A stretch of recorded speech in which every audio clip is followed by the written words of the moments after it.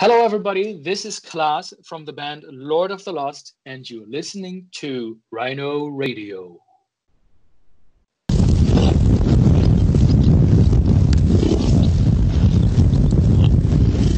Today on Rhino Radio with me, I have the honor of talking to Klaas of Lord of the Lost. How are you doing today?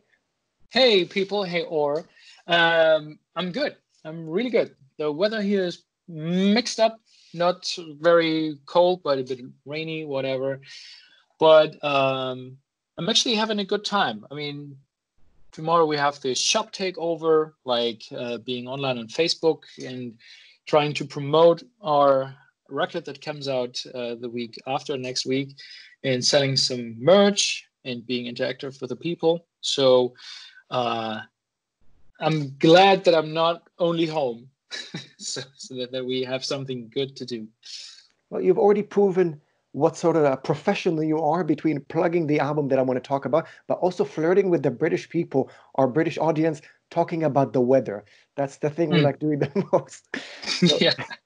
Great stuff. But let's again mention the album. You got Swan Songs 3, which is the third part of the Classic Ensemble release. We had, I think the second one was released in 2017 already. So you're kind of quick. Right. Swan Song 2? Yeah. Yeah, really quick. So I wanted to talk about that. It's relatively different from your usual sound. As we said, it's acoustic, and you have the classic ensemble, orchestra ensemble around you. Great stuff. And I'm guessing fans had different reactions to that, but obviously it's going out well. But a lot of fans with different bands complain about bands doing something different. Sometimes the band is forced to have a side project or a solo album. Mm-hmm. How did you guys react to that? How did you react within the band or to the fans' reaction about doing something different but still keeping it within the title of Lord of the Lost? Actually, I think that most of the reactions are quite positive. That explains why our tours with the ensemble sell so well. It feels like the people are now able to feel free to see also a show that is a bit more in the classical context. And that's also even very affordable to go to those shows. I think we are way cheaper to see than like if you want to have the London ensemble or something, for a good reason, because there are 100 people on stage and we're just like, I think actually 14 or 12 on stage. And I don't know. It seems like the people mostly just want to see the songs that are not the same, but they just love the songs. And if they can see them also in a different kind of, hopefully well-made and arranged style, they can. And I actually, I'm not so much into checking comments and what people think. It's more like when I'm on stage and the people like what they see, and they obviously do, then I'm just completely fine with it. And it seems also like that we can read it from other people in reviews or so, that we actually have one of the best value doing acoustic as well. Not that it's cheap, but that we deliver one of the best products in on the market, as people say. So that gives us motivation as well to keep on doing that. And for me especially, it's an amazing mix of doing heavy metal and classic. Also touring wise, like one time I take my suit with me, I'm sitting on a chair and chilling and playing some songs, and on the other tour, just freak out, use crazy makeup and rock. So I think it simply works so well that we just keep on doing that, almost like, yeah, one hard record, one acoustic, and so on. And a lot of bands do some sort of an acoustic version of originals. Are you going to do the opposite? Are you going to turn the acoustic side, the orchestral side of Swan Songs into the heavier metal side? It probably might happen. But I think to just have the original metal songs, because we are more Lord of the Lost, the metal band still, it's more obvious that we turn those heavy metal songs into classic. I'm not sure if we will one day do it the opposite, like taking the original classics into metal. I don't know if we ever talked about it. So maybe, but Something to look forward to. it's not so obvious than the other way around. But it's not too bad to think about it. But one day we have too many songs, I think. It'll be a full day show of just Lord of the Lost. Yeah, right. But it could be an idea if I just brainstorm now, like one day, I don't know, and I just fantasize and then like, or in 10 years playing a tour only with maybe Swan songs in rock version or whatever. But I think we always find something that might be interesting. And maybe if we just don't know what to do anymore, we do it that way. Still a lot of interesting things to come from the House of Lord of the Lost. Thank you. I want to kind of confront you with a rumor, also ask what actually happened during lockdown. Obviously, the world, especially Europe, is kind of bouncing back. First wave, second wave, being at home, keeping safe, finding new things to occupy us. And your fans, I'm guessing, know you a bit better than I do. And they were sure that you, during lockdown, completely isolated yourself and you went to the Animal Crossing island for the entire duration of lockdown. Is that true? Me Yes. as a person? Yes. Yeah, I really started. I mean, I think it was a couple of weeks after lockdown when Animal Crossing came out, and me and my girlfriend started that. Or let's say my girlfriend made me start it because I was not so convinced. Like, okay, but then I just jumped into it, and I think this one is out like for 3 or 4 months now, and or 3 months, and I think we just skipped 5 days where we didn't play, and or even less, and we don't play it long. I think like actually around 30 minutes a day, but it became a routine, like getting up, playing some Animal Crossing, exchanging some items. We just sit next to each other, most of the time still in bed, and just doing our morning routine or everyday routine on Animal Crossing somehow. And, yeah, that worked out quite well, and it's a pretty good game, I can say. Well, it's good to have you back. Thank you for coming back from the Animal Crossing island. And hopefully soon we'll also be able to announce that you're going to different islands on a tour for us to be safe enough to walk with you. I want to take you kind of back in time. I really enjoyed the video for On This Rock, I Built My Church. The video was crazy. You kind of went back in time. You had kids playing the show instead of you.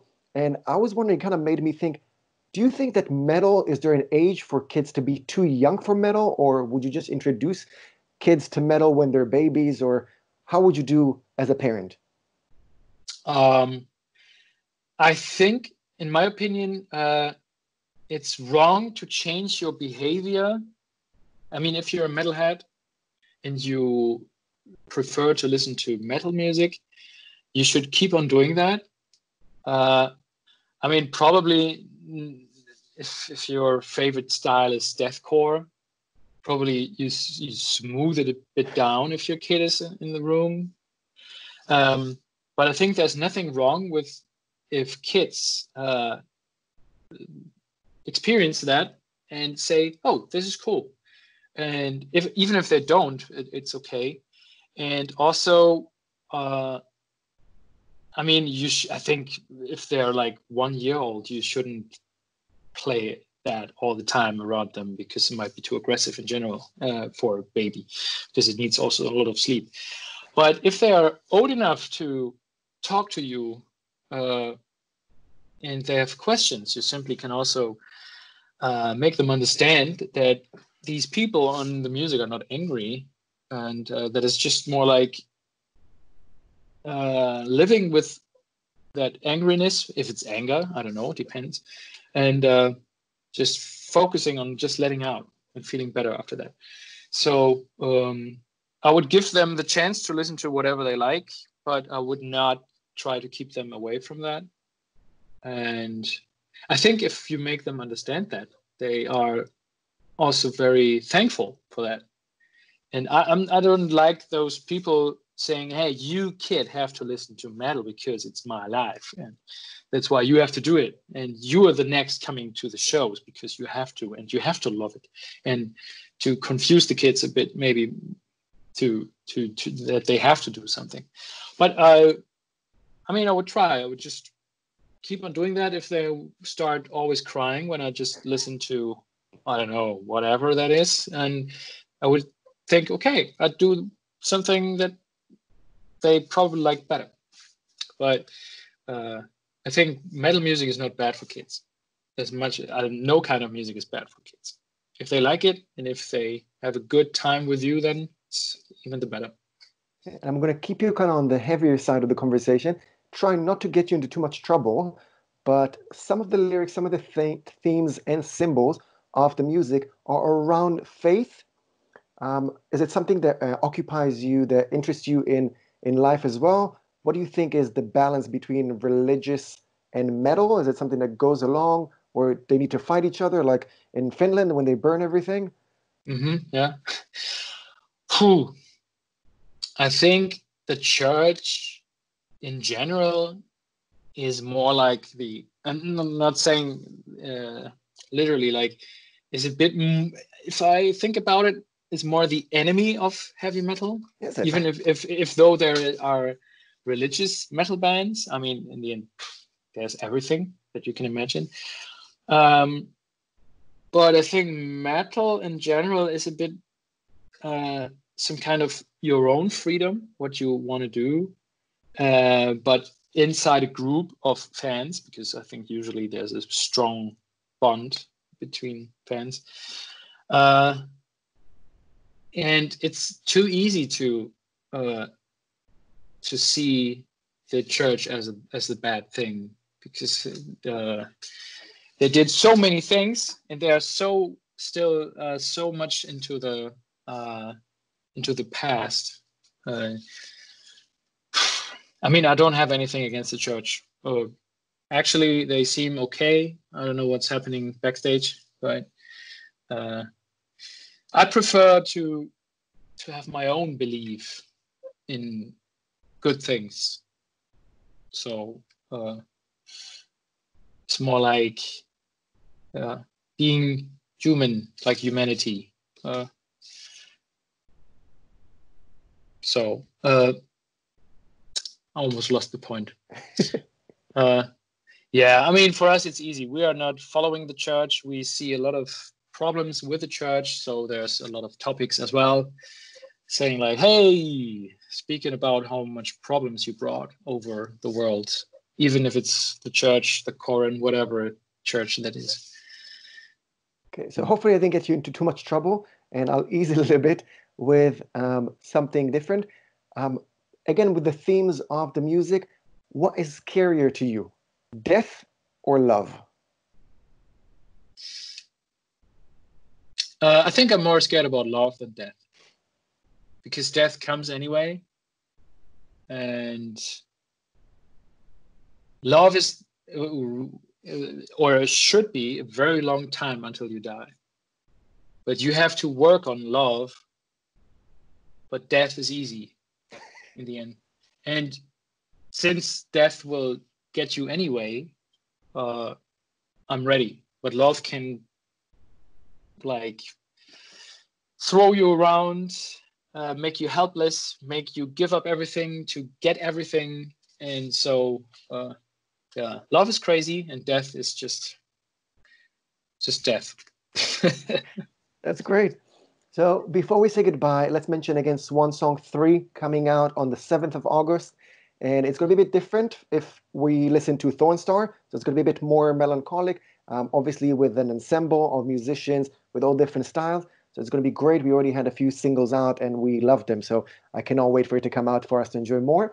Is there anything else, Klaas, of Lord of the Lost that you want to say to fans and listeners before we say goodbye? I think actually it's important to mention, I think, that we never give up, even if the times might be hard these days, and we're coming back for sure. And we're already planning in the future and even way ahead, because the world wants to be conquered. So we have to schedule everything, and we want to play everywhere in the world. And we just hope that we come back as soon as possible. So everybody, please take care and take it as serious as you took it, I think, 2 or 3 months ago. Because even if you get comfy with it, it doesn't mean that the danger is like far away. So I think that's the biggest problem of these days. Like, oh, I didn't get sick for the last 2 months, so nothing will ever happen. So just go out and party like nothing ever happened. So be careful still. Don't be afraid, but be careful. Hey, Klaas, Lord of the Lost, we said Swan Song 3 is coming out August 7th. Thank you very much for sharing your time with us and your thoughts. It's been great. Always glad to enjoy your music and now your thoughts as well. Thank you very much. Thank you very much as well. Thank you.